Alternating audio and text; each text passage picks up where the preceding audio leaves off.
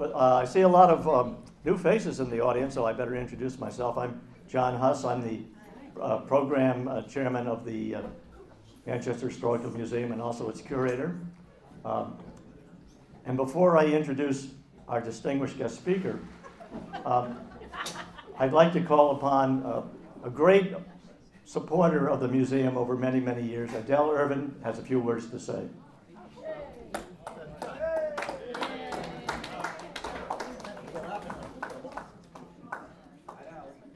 I just wanted to express my appreciation for the ladies and gentlemen who provide us with this delicious goodies and the wine bar there. It's always wonderful every time I come. I just want to say thanks. Thank you, Adele, and thanks to the members of the board who volunteered to make this evening such a pleasant gathering. Our guest speaker this evening is Beth Welin, currently the executive director of the Manchester Historical Museum. Beth has a number of years' experience in both museum and education work. She was an elementary school teacher for 21 years in Gloucester and also for a few years with the Manchester Essex school system. About 8 years ago, Beth switched over to museum education, starting at the House of Seven Gables and later with the Essex Shipbuilding Museum as a guide and school program director. Then for 5 years, she was education coordinator for the Gloucester Adventure, creating and presenting a number of school and public education programs focused on Gloucester's maritime heritage. During that time, she began offering the monthly Gloucester History Sharing Program at the Rose Baker Senior Center, which is now in its 5th year. Tonight's program is one of those presentations from the History Sharing Program. Please welcome Beth Welin.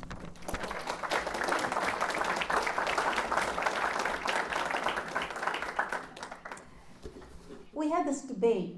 Do I do my normal director's welcome thing first, then have John introduce the speaker, and then we come back up again, or whatever? So before I start, I'm going to do my director job stuff. Number one, somebody returned a book which reminded me,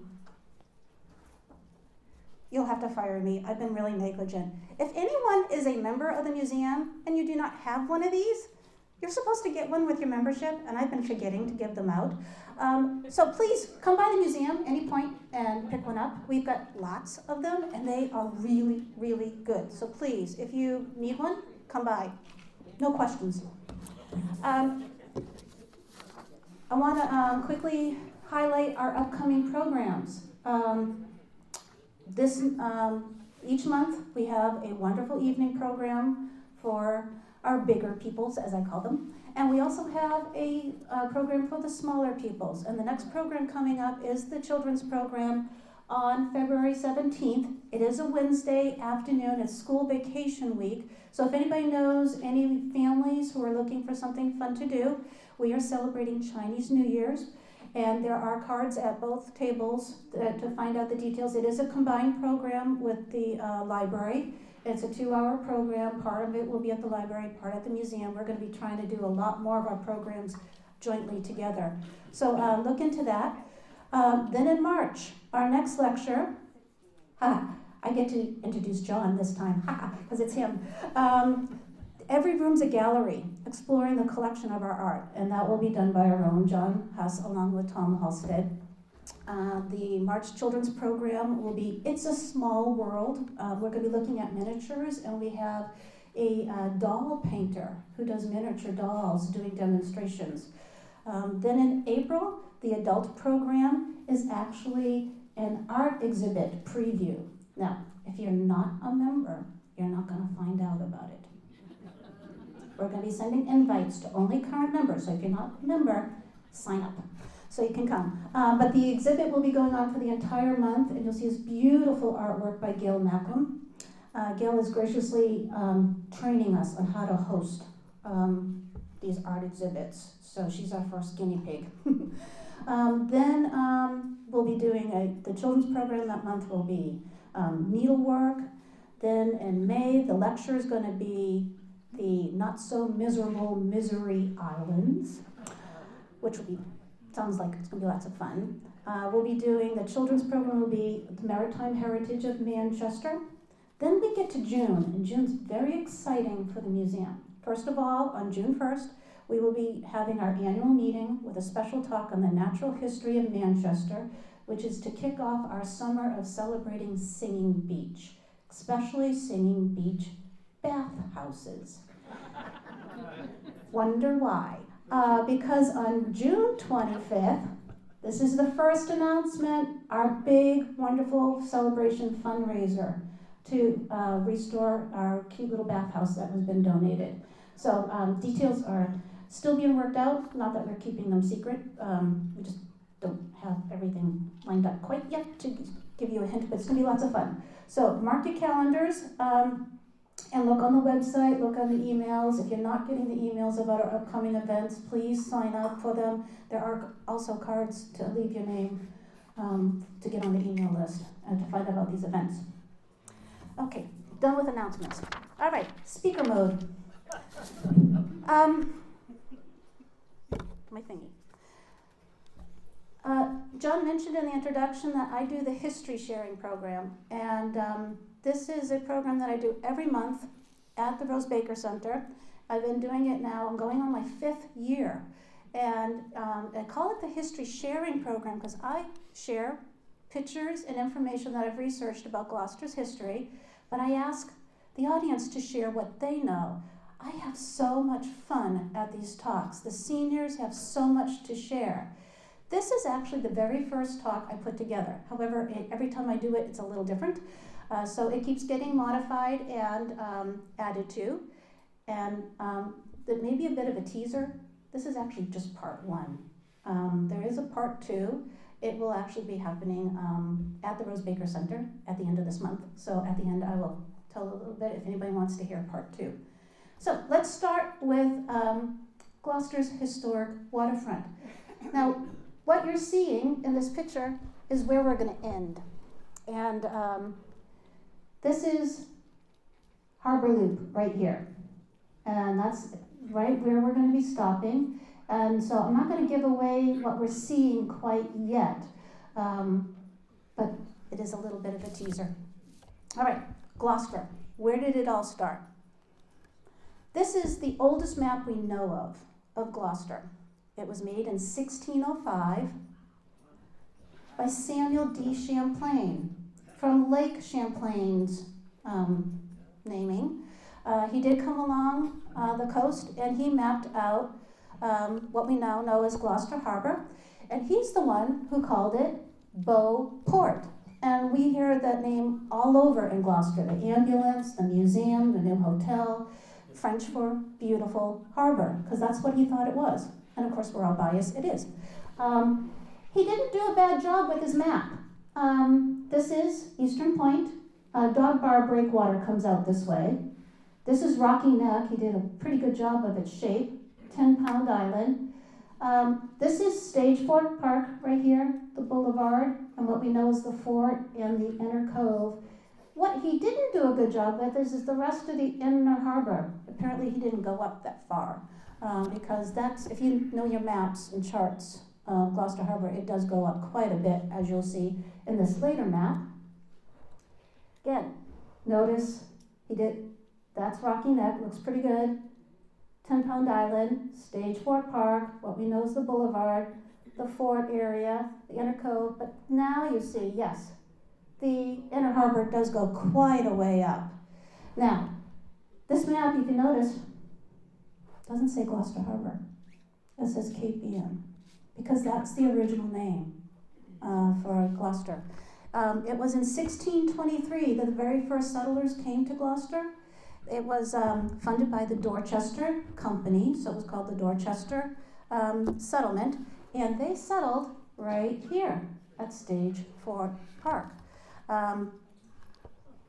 When you go to Stage Fort Park, you may have seen this plaque, and if you've ever taken the time to read it, it does say, on this site, in 1623, a company of fishermen and farmers from Dorchester, England, under the direction of John White, founded the Massachusetts Bay Colony here.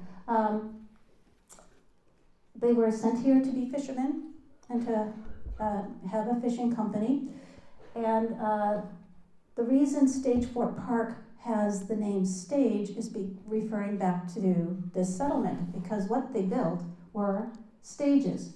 Now this is a drawing from a Canadian maritime settlement, somewhat about the same time period as ours, and so ours was probably similar in design.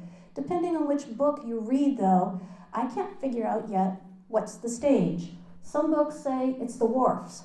Other books say it's the drying racks. So depending on which book you read, that's a stage. But we had both. And we do know that we actually had a wharf, because we almost had bloodshed over the wharf. The Pilgrims from Plymouth had built a wharf up here. And they used to come up and use that wharf to do fishing. And our Dorchester company came, found this wharf, and started using it. And when the Pilgrims showed up with Miles Standish, and if you know your history of Miles Standish, Mr. Redhead, red hot temper, he was not very pleased that they were at his wharf, and he was ready to shoot over that. And Roger Conant was able to calm everybody down. We'll build you a new one. So that did happen at Stage Fort Park, and that's hence the name, the first part of the name of the park. The second part of the name, Stage Fort, is because there's a fort there. And if you go up there, there still are the old cannons, and there are still some of the battle works there. This is a pretty old picture of the fort. The very first one was erected during the Revolutionary War. It was one of 2 forts that were built at that time. The other one was at the fort. Later, there was a third one built on Eastern Point on Old Fort Hill Road. So, we were very creative in our namings up in Gloucester.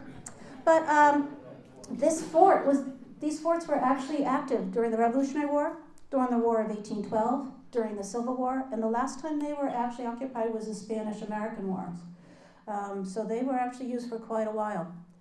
Now, when the forts were done, didn't need to be used anymore, the land became farmland. Now, this is a Fitzhenry Lane painting from the Boulevard looking at Stage Fort Park area, and it's just open area, and it was farmland. And here's a photograph proving it was really farmland. The last owner was a Benjamin Howe, and if you drive into Stage Fort Park, you're actually on Howe Street, named after Mr.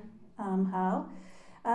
He had this wonderful idea in 1898 that he should subdivide it and have houses built up there.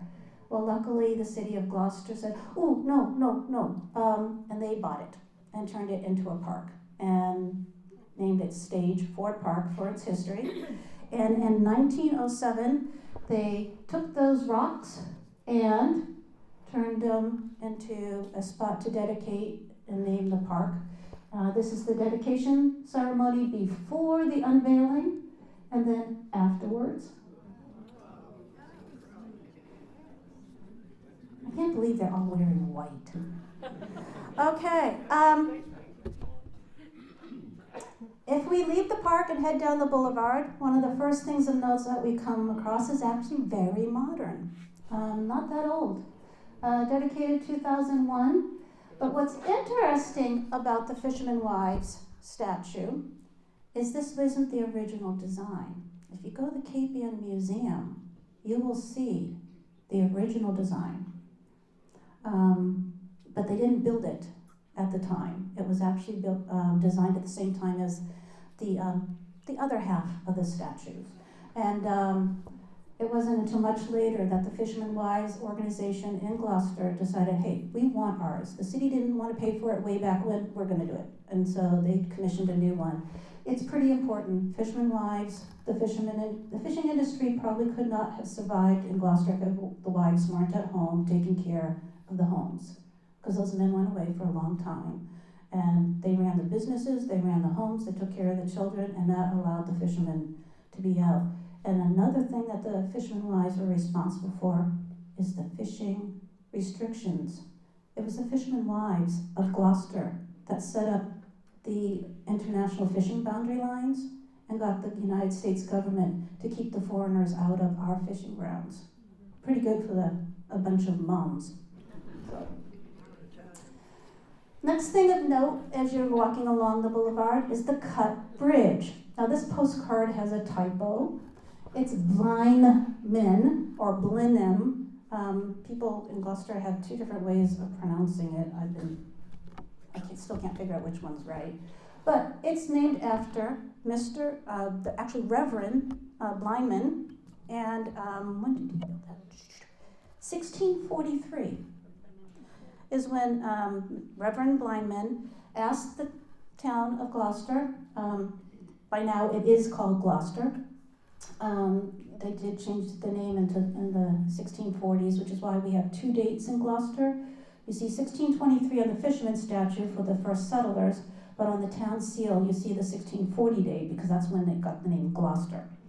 But it was Mr. Blineman who decided, you know what, you've got this Annisquam, quote, river, really a tidal flat area, coming so close to the harbor but not quite connected. It would be so much easier for the vessels if they didn't have to go completely around. Can I cut it so that we can have the boats go through and I will operate a toll bridge as additional income? And Gloucester said, okay, go ahead. He did do that. Ran into some problems. 1704, it got filled in by a storm, had to be dug out.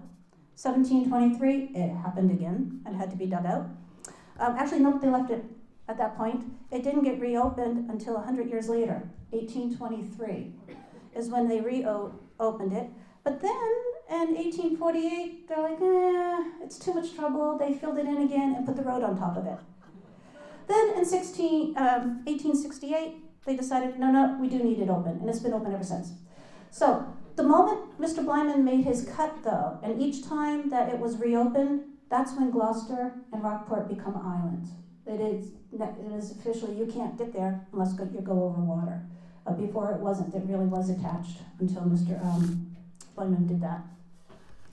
All right, probably the most famous site in Gloucester, a little further down along the boulevard, of course, is our Fisherman statue. The dates on it, 1623, referring to our first settlers. 1923, and I'm sure quick mental math, everybody can do the math, 300. We were celebrating the 300th anniversary of Gloucester being settled. And for that tricentennial, that's when Gloucester created the Boulevard. And they commissioned this statue to be built. And it was designed by Mr. Leonard Krask, and he did design the counterpart, the Fisherman's Wives. That's the one that's in the Cape Ann Museum. You can see what he intended to be his match for this, but the town only wanted to pay for this one. It is modeled after one of Gloucester's famous fishermen, captains, Captain Clayton Morrissey, and he was the captain of the F.E.M. Morrissey, an Essex-built schooner, Gloucester Fisherman. That boat still exists. Sorry, ship. I'm not supposed to say boat, it's that big. That ship still exists. We now know it as the Ernestina, which is owned by the state of Massachusetts, usually in New Bedford, but right now being restored up in Maine. So. Now this is a wood engraving showing that same area of Gloucester that we just traveled along, what we now know as the Boulevard. This was done in the early 1800s, and this is the Boulevard, before it was the Boulevard. And there's a couple of things in this picture that are very interesting to note. One very long building right along the water. Somebody heard it. Yes, it was one of the rope works. Gloucester needed lots of rope. All those vessels need rope, lots of it. And to make rope, you need a very long building. This is one of the rope works that used to be in Gloucester. It used to be right there, right along the boulevard. It was later taken down and houses replaced that. You'll notice a windmill. That's where the tavern is now. And that windmill was later moved someplace else, but it was used to grind up corn and grist mill. And then you'll notice this area where the new hotel's going up. And then this mound, that's the fort. That's number 2. And that's why the fort is called the fort. The foundations are still there in the backyards of the houses, on the fort. And here in this engraving, you can actually see part of the fort that was up at the time. So, really interesting image of Gloucester. Who decided to name it Gloucester? That, I'm not sure, I have to research that. That wasn't during the incorporation period. And my understanding is it's because a number of the settlers at that point were from Gloucester, England. I would But, assume that. yeah. You know what's interesting about those very first settlers, the ones who were at Stageport Park, with Mr. White and Mr. Conan, They came down from Nova Scotia. they didn't make it. They only lasted for 3 years, and they didn't make enough money, so the Dorchester Company had pulled the plug and said, come back. Most of them did not, but they decided, we're not gonna stay here. I mean, have you all seen Stageport Park in the winter? That is not a nice place to be. So they took their cows and their belongings and they marched down the coast and they started a whole new settlement. We call it Salem. They founded Salem. So, yeah. All right, this is the end of the boulevard. This building was built in 1849 and its original name was the Pavilion. Anybody know what the name of the beach is? Yeah, that's where it gets named. It was the first resort hotel built in Gloucester. It did change its name about 50 years later to the Surfside, as we see in these pictures. But what's interesting in this particular photo, look at the buildings. Right there on water. There used to be a whole string of houses. Once that ropeworks came down, a whole series of individual houses were right there along the water, what we now know as Stacy Boulevard and that promenade. It was during that tricentennial celebrations that those houses were all removed. A number of them were picked up and moved elsewhere in Gloucester. Some of them were torn down, and that's when the promenade was built, was for that 300th anniversary, and when that statue went up. Here's another picture of the Surfside. I love the details on that one. Isn't that beautiful? It burnt down in 1916, and they built a new hotel in its place, which opened up a year later, called the Tavern. Look familiar? The Tavern, this is it. It's not a hotel anymore, function facility, but it's still the original building. That was built in 1917. A few changes over the years, few additions. Unfortunately, the grass is now all paved over, but that is the same building. Now, on Pavilion Beach, which kept the name, our smaller fishing boats would ground out in the springtime to scrape themselves clean, paint themselves up. These were the smaller day fishing boats. This postcard calls it the Italian fishing fleet, or fishing boats. These are probably the little mackerel boats that went out. I wanted to show you this picture in particular because most of the images that I'm showing you are from antique postcards. And the colors are all hand painted on from, these are old glass plate images, so they were black and white. So when you see these really old postcards, you have to take the coloring you see with a major grain of salt because it's artistic, impression. What do you want? And a lot of times these were painted by people who never even been here. I found this exact same image in another postcard, painted very differently. Taken from the exact same image. So one of the fun things to note when you're looking at antique postcards. What you're seeing in the background, 10-Pound Island.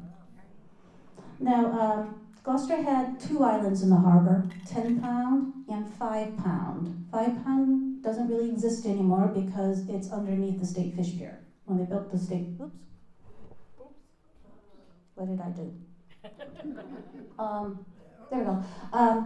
When they built the State Fish Pier, what they did is they connected 5 Pound Island to Parker Point, so that it's now all connected. And so, but the stories of how we got the name, 5 Pound and 10 Pounds. Now, the old books, the Pringle Babsons, were like, oh, that's how much we paid the natives for the islands. Joe Garland has a different take. If you read his books, I tend to lean towards his because there's no record of us ever paying Native Americans for Gloucester land, much less the islands. When the early colonists and early settlers came, when livestock was brought over, they used to put them on the islands first to control them and also to quarantine them before they merged them with the stock that was already here. And they used to build little fenced-in pens or pounds. You would get the name dog pound from those little pens. 10-pound island is twice as big as 5-pound island. So 10 pounds, 10 pens on that bigger island, 5 pounds on the small one. I'm leaning towards that one. It kind of makes more sense.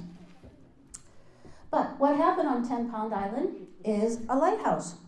The first one was lit in 1821, and not only was it good for safety reasons, but it was very good for the art reasons too, because a very famous painter stayed there for 2 summers, Winslow Homer, and his famous painting, Breezing Up, and Fog Warning, and some of his others are Gloucester scenes. And that was from his times when he stayed the summers with the lighthouse keeper. 1889, it became a U.S. fish hatchery. And we have extra buildings built for hatching fish, and it was owned by the government from that for quite a while. In 1925, the Coast Guard station was put there, and it stayed there until they moved to their current location on Harbor Loop in 1956. And at that point, the U.S. government gave the island back to the city of Gloucester. Didn't the Coast Guard have a place on Bolivar Neck? Yes, they did have that was actually before this one. They also had a station on Eastern Point, too, right near Braces Cove. Why don't you repeat what she said? Oh, she asked about a Coast Guard station being on Dolliver's Neck, and there was one there. And I mentioned that also Braces Cove, which is on Eastern Point. You might recognize this building. It is still there. 1810, this part was first built, the Mason House. It was a hotel. 1870, it was enlarged, and it went by multiple names. It's hard to read here, but it says Atlantic House. It also was at one point, Kitty, I'm not sure why, but a Tappan House. But Puritan House was also another name for it. Whitewashed at this point. But those beautiful porches, I wish those were still there. It makes it look so nice. There's a brand new restaurant going in here soon, so keep an eye out for it. Now, if you were turning around and looking back towards the water, you would be seeing St. Peter's Square, and across you would be seeing the fort. And you can still see here in this another Fitzhenry Lane painting, the fort and some of the buildings, some residential, but some commercial buildings. Here's another photograph, actually, and you can see it was very much developed for fishing industry with the houses in the center, filled in with lots. There's 10-pound island back there. And this picture is taken from a totally different angle. The fort, and you can't see signs of the fort because all the houses are built on it now. But notice this here, if you go in the fort now, every single one of these buildings is missing. It's empty right now. And those are old fish buildings. This is where the park is now, and this right here is where they're building the new hotel. So, and what you're seeing here is the inner cove. And this is where we're going to be ending up here at Harbor Loop, which was originally called Duncan Point. What's the date on that photo? This I'm not sure of. I'm thinking this is 1950s or 60s because I still see the derrick, the crane on top of the old coal and lumber building. So between the 40s and the 60s. So. Now this is much earlier. This is on the fort. Actually, if I back up, I can show you. Right about here. is where this next picture is. Late 1800s, the men working, they're unloading schooners. You see the mast right here. They're tied up. They used to just fork the fish right up onto the dock and start working there. You can see scales. That's how they didn't count the fish necessarily. They weighed it, and they started, taking the heads off and started the work right outside on the wharfs. And there's lots of pictures of the men working outside here. The Puritan Atlantic House that we were seeing before, right here in the background. This was called Cunningham and Thompson. Eventually they got bought out by Gordon's. This is that same area looking in, and you might recognize this, recently torn down. That's the old Bird's Eye building. Now, I didn't know this before I started teaching Gloucester history, but the frozen food industry, we go to the grocery store, we just take it for granted, all of those frozen food. That all started in Gloucester, in this building. Clarence Birdseye invented the frozen food industry. And it was vegetables that he did first. But, that happened in the 1920s, but it was a neighboring company who was actually bankrupt at the time that said, wait a sec, could you help us out? Can we freeze fish? That was Gorton's. Up till that point, Gorton sold salted fish, dried fish, and canned fish, which they don't sell anymore at all. They only do frozen food, and that was because Clarence Birdseye invented that process. And so that's where the fish sticks started.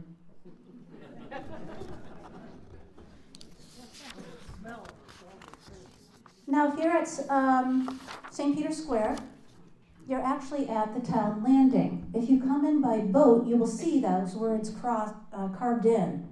I don't know what you call the brickwork here, but that is the public town landing. It was in the 1700s that was donated to the city of Gloucester on the condition that it always remain a public landing, and that was specifically because the Sandy Bay settlers wanted to come into Gloucester by boat instead of over land, and they needed a public place where they could load and unload. And so to this day, we have a public landing there. You can catch the water shuttle there, and that's because Sandy Bay, which we now know as Rockport, needed a place that they could tie up their vessels when they came into port. Notice how many vessels had to tie up next to each other back when the fishing fleet was at its height. We would tie vessels up, sometimes 5 at a time. There just was not enough wharf space for all our fishermen. Now, today, if you go there, this is connected. They've built the piers over, and you can walk all the way around. It's beautiful. But this pier right here, I want to point out because in this ad, it refers to that pier. Mr. F.W. Homans, a dealer and shipper and exporter of fish. He was at Gilbert's Wharf, which was at the rear of the town landing. That was his wharf at one point. Now, Mr. Homans would take the fish that was processed in Gloucester and bring it, overseas. We traded down in South America, the Caribbean, Europe. Our fish went everywhere. And they would bring back things like molasses and teas, things that we couldn't get here. Mr. Homans was pretty creative, though. Not only did he run this business, he decided we needed ice. So he created a lake that we call Fernwood Lake and started an ice business. Cape Pond Ice is now what that business is called. Another thing you'll see in this ad is how we processed our fish. We dried, we pickled, and we smoked it. This was all before Mr. Birdseye. All right, this is looking in along there. This is basically where the Gloucester House is now. And hiding here in the trees and in the mass is the steeple for the Unitarian Universalist Church. This steeple is the old Congregational Church on the site of the current Congregational Church. And hiding here, there really is a square steeple that this mast is going right up through. That's the old First Parish building, Unitarian building that later became the synagogue that unfortunately burnt down during the Great Lorraine Fire. This is where we are, along the waterfront. Very crowded wooden buildings. And this is probably the turn of the century. This is probably around 1900s, this picture. Now, this is almost the exact same spot. Now, this is actually a color photograph. This is from either the 50s or 60s, and you can see them repairing their nets. You can see Town Hall. This little onion thing, Cape Ann Savings Bank. If you've never noticed, it's still up there, the little onion thing. So this tells you where they are. And notice again, all the buildings that used to be along that waterfront. Unfortunately, Gloucester suffered from urban renewal. In the 1970s, most of Gloucester's waterfront along the downtown area got completely wiped out. And we lost almost all the character for that area and a lot of buildings. Backing up, Town Hall. Town Hall. This picture's probably about 100 years earlier and almost the exact same spot. What you're seeing is drying fish. You can smell it in Manchester. Well, they used to say, Gloucester, what's the saying? Manchester by the sea, Gloucester by the smell. Yes, and this was the smell, it was the fish. Also tar, because you use the tar to caulk the vessels, so they would smell either tar or fish. The one thing that, I used to give walking tours and show these pictures in the spots where they were taken, and people kept saying, where's the seagulls? How could you possibly do this with seagulls? Gloucester used to have a position called the city fowler. And, there's actually a painting by Fitzhenry Lane at the Cape Ann Museum that has the fowler in it, and it was his job to exterminate the seagulls. EPA would not allow that anymore. And the former mayor actually bumped into one of my tours once when we were talking about this. She said, I couldn't afford it anyway. So, but yes, this is how we used to dry the fish. Barrels, we would pack them up. Schooners, right there. I mean, you didn't take it very far. You worked right there. Why waste the steps? And of course, before cars, how you trucked it up to the train station to ship it out. So this steeple that you're seeing here, that's the old First Baptist Church. It is now a parking lot right across the street from the Cape Ann Museum. So the old photographs of Gloucester are really fun to pick out because I can tell the steeples apart. Each one was different. Now this is, I'm going to back up again. If I was to turn around in this picture and look out towards the water and then jump about 100 years, this is what I would have seen. Does anybody remember these? Drying racks? Those are spinning racks to roll up the nets, to dry them. The seine nets and the gill nets used to be made out of twine. And if you didn't let them dry out in between use, they would rot. So most vessels had more than one set. The set that would be in the water and the set that would be drying. And so you would rotate.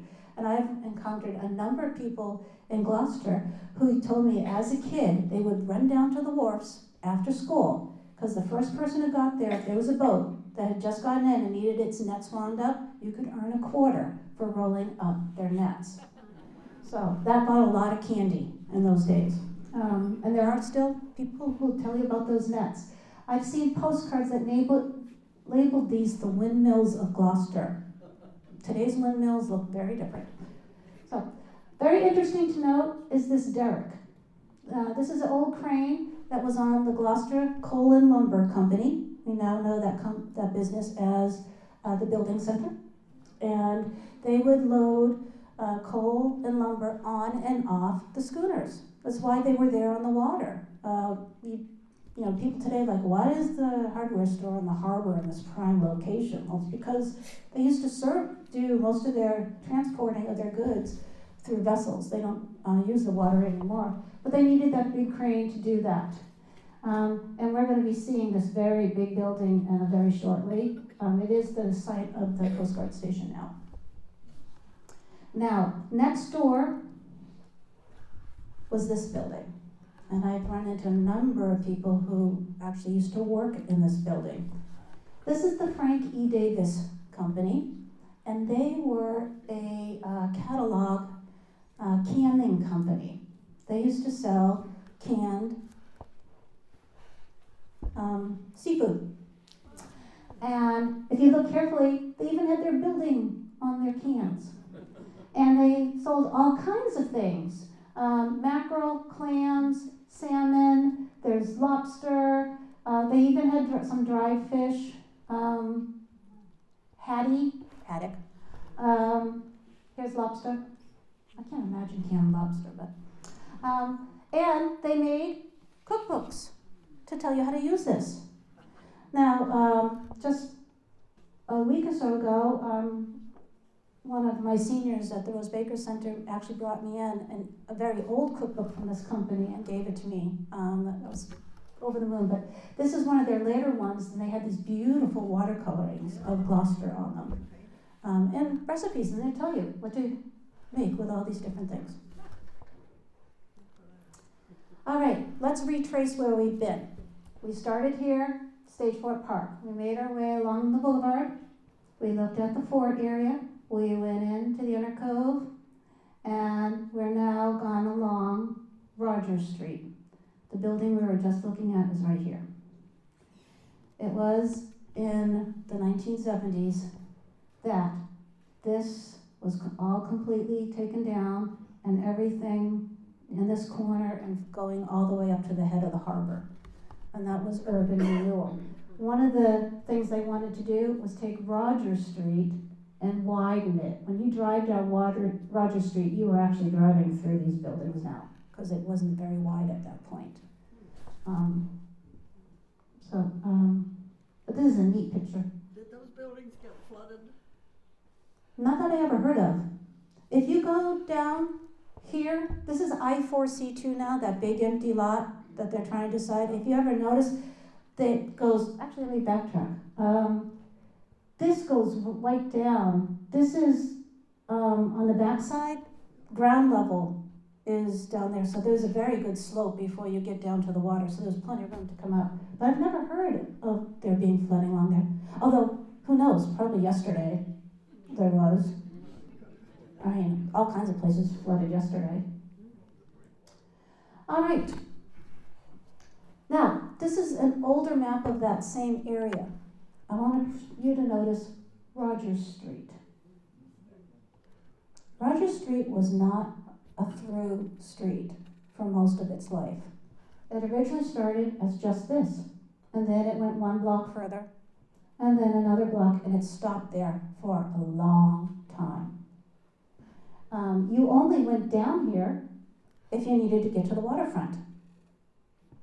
And notice, you couldn't go up 127 going all the way up. It didn't go up because there was a cove there that got filled in slowly over time, and then by the 1940s they gave up and completely filled it in.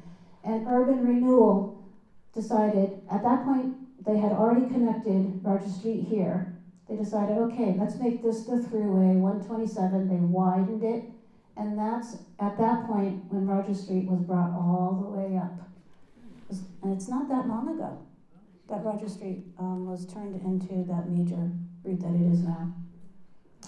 Now, another thing I want to show you on this map is that we're going to leave the waterfront for just a short little bit. We're going to go up Duncan Street to the corner of Main and Pleasant, because I want to look at this corner.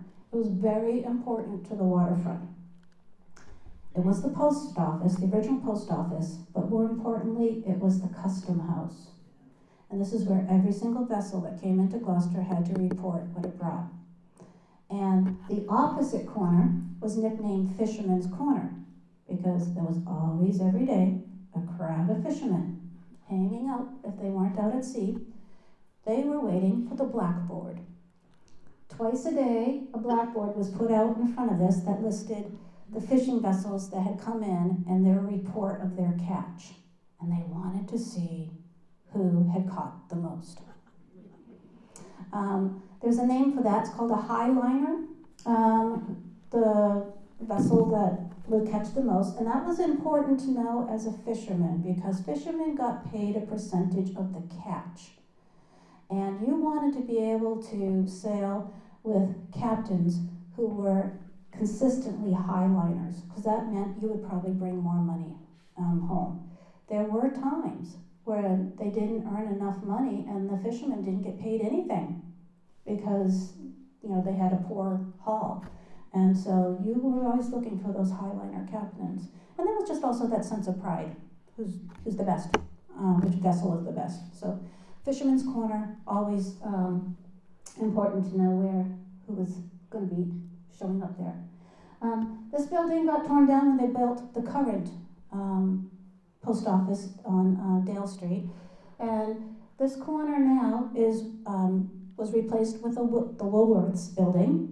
Woolworths is not there anymore, but Magic Scarf and Art Haven are. So that's if you're wondering. If you look carefully at this building, though, hopefully you recognize it. It is still there. Has anybody ever been to the Pleasant Street Tea Company? That's that building. And the old Brown's department store. Yeah, that is what it was built for. So yeah, very important. Now we're going to head back down towards the waterfront, go down Duncan Street. We're going to go down 2 buildings. This is the Fisherman's Institute. It's now a parking lot for the police station courthouse. But this building was really important for the waterfront. All right, where's my dates? Fisherman's Institute. Okay, 1891. This building, which originally had a pool hall and a barber shop, was taken over by a minister who wanted to open a Bethel, or a place of refuge, not necessarily refuge, but a place to help fishermen. And so he opened up the Fisherman's Institute. He not only offered little church services for them, but more importantly, he offered food. He had dining room. He had reading rooms. There were boarding rooms upstairs. And this was a place where fishermen could stay. Fishermen sometimes would store their belongings here if they were going out to sea and there's stuff they didn't want to bring with them. And they tried to take care of all the needs of the fishermen. Very important organization. It still exists as an organization, but not the building. Unfortunately, another victim of urban renewal. It was torn down. The organization itself has funds. They do scholarships for children of fishermen. So every year, if you look in the Gloucester Times for the graduating seniors, there's always a girl and a boy who get the Fisherman Institute scholarship. But that stems back to this service of helping the fishermen. All right, we're back on Harbor Loop. Hopefully this looks familiar. It is still there. This was the only building within Harbor Loop, well, one of 2 buildings, that was not torn down during urban renewal. And this is It is Fitz-Henry Lane's house. It's legally registered in the historic landmarks as Fitzhugh Lane, and it's carved in stone, not once, but 3 times on that hill, as the Fitzhugh Lane house. But his name was Henry.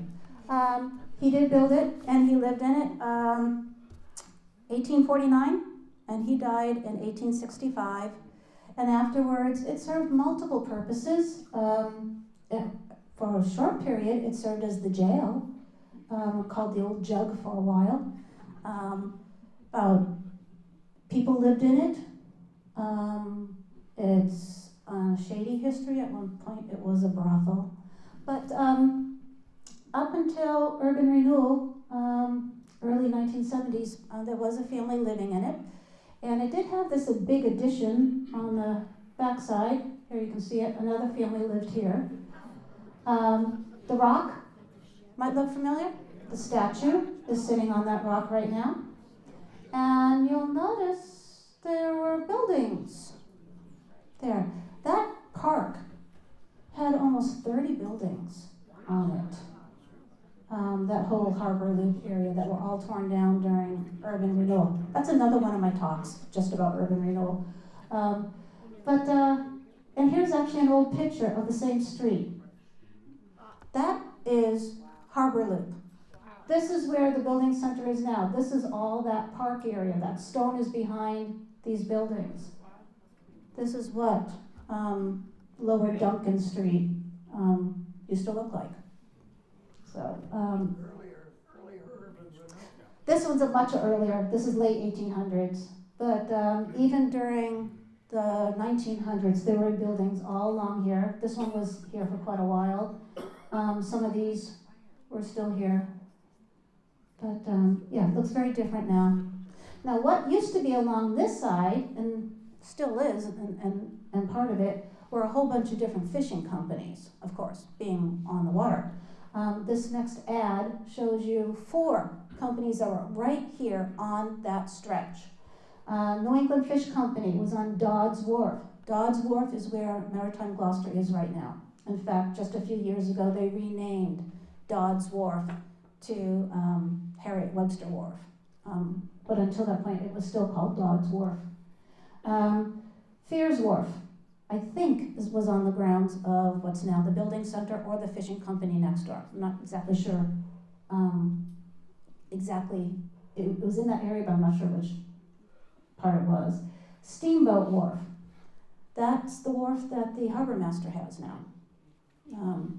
It actually doesn't exist right now because if you go down there, you'll notice they're dug it all up. They're doing some serious cleanup of the harbor down there. But that's where that was.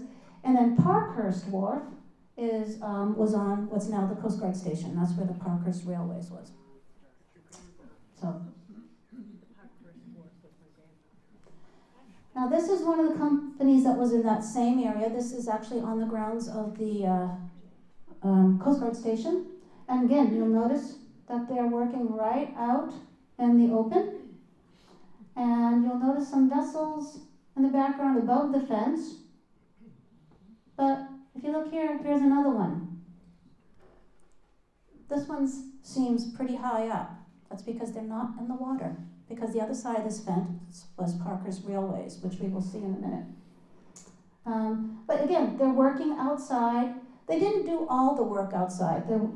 Lots of companies eventually did move the part of the processes inside. And here's a picture of some of the men working inside. A lot of windows in these buildings early on, because that would be the main source of light as they're working on their fishing. Now, those men on the wharf are working here, and this is what we now know as the Coast Guard Station. And this big building here, many names over its time period, but the one that stuck for the longest was the Atlantic Halibut Company, because until the Coast Guard Station was built there, people still referred to that as the Halibut Wharf. That particular building burnt down. I have the date. Where is it? 1953. So, and it was very shortly after that the Coast Guard Station moved in. And we're going to go around, and this is where the Parkhurst Railways were. Now, if you haven't ever seen a railways, go to Rocky Neck. Okay, the Gloucester Marine Railways and Rocky Neck is the oldest continuous operating railways in the country, and they still have a pair of these railways.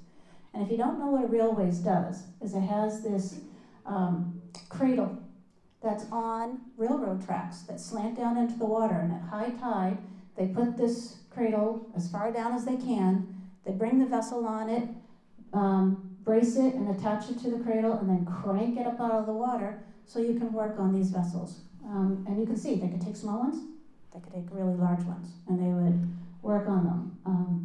There were a total of 6 of these railways, always in sets of pairs. You had the Parkhurst Railways, and then a couple of wharfs down was the Burnham Railways. There's still one of them there at Maritime Gloucester. And then you had the other pair in Rocky Neck, which still are operating. So this is now on the Coast Guard grounds, and it's completely removed. There's no sign of that. That's the railways. You can kind of make out that there's a vessel up out of the water there. And now we're looking along the waterfront here. This is what we now know as Harbor Loop. This might look a little familiar. This is the bottom of maritime Gloucester. Has anybody ever gone to the dive locker? Right here. But most of all these other buildings are gone. These two buildings were part of the electric and gas company. All that cleanup they're doing right now, it's their fault. Okay, when they were processing all that coal, a lot of it went into the ground and into the silt here. So they're trying to remove all that pollution that these two buildings were responsible for. Oh, let me back up. If you notice this building, not in very good, it was abandoned at this point. This was taken, this picture is actually from the late 60s when they were planning the urban renewal changes. And this is part of the eminent domain files. But back when that building was in operation, fishermen were unloading there. That's that same building, and you can see older buildings that used to be on either side. This is the old Dodds company, which is why it was called Dodds Wharf. They processed the livers of the fish. Cod liver oil was made there. One of the multiple places along the harbor that cod liver oil was made. So, and what these men are unloading, if you look at the size of this man and this man, they're not real short. What it is those are really big fish. Those are probably halibut. Halibut could be over 6 feet long. All right, we're almost to the end. All right, there's that building we were just looking at. This building, with the white on top and the brick on the bottom is still there. This is next door. It's hard to tell where the dive locker is. This is Gino's Dory Shop. This used to be the Burnham Railways building. And it did have 2 floors up above that had burnt off at one point, and they just kept the bottom now. Now the thing that stands out the most in this picture are these. Those are the gas tanks that they used to store. The gas tanks were built, the first one was put in 1888, and the second one was added by 1892, and by 1965 they had been demolished. They weren't storing gas down there anymore. And these were brick buildings. They were kind of interesting. But look how crowded this waterfront was. All these buildings. All right, so what we were looking at is this stretch right here. And you might recognize Harbor Loop. And this is actually where we're going to be ending. I am going to show, I think, 2 more pictures. One of the wharfs that I showed you in an earlier advertisement was the Steamboat Wharf. And it was called Steamboat Wharf because Gloucester did have 2 steamboats that used to tie up. First, they used to tie up around here. And then they later moved to here. And these were, oops, not that one. Let me jump. Ooh, where are they? Okay, I will talk about the steamboats a little bit. This is still off that same point, the 2 gas tanks. What you see here is a very large vessel from Italy, filled with salt. This vessel was so big, it couldn't be tied up at the docks until it was halfway empty, because it was too deep. So what they would do is tie up all these schooners, unload at least half of the salt, bring it up to Gorton's, unload it, and then once this was higher in the water, they could bring it in and unload the rest.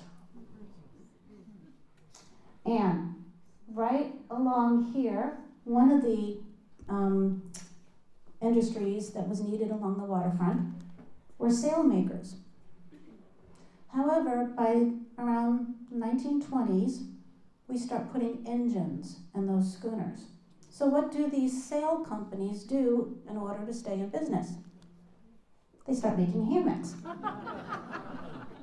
And they did last for quite a while. This is the same company on Water Street.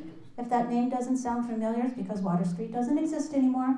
Captain Carlos is on Water Street. Urban Renewal removed that street. This is the steamboats. They were in the wrong order. This is the Cape Ann, the prettier one, the not so prettier one, City of Gloucester. These vessels did go from Gloucester to Boston twice a day, and they would bring passengers and the mail and anything else people wanted to ship along. And this was a very good way to get back and forth. A lot of our summer visitors would come and arrive on these Be steamboats. an improvement today over 128. Actually, I think people would prefer to come by boat. It'd be pretty, kind of nice. So, and that's the end. So, this is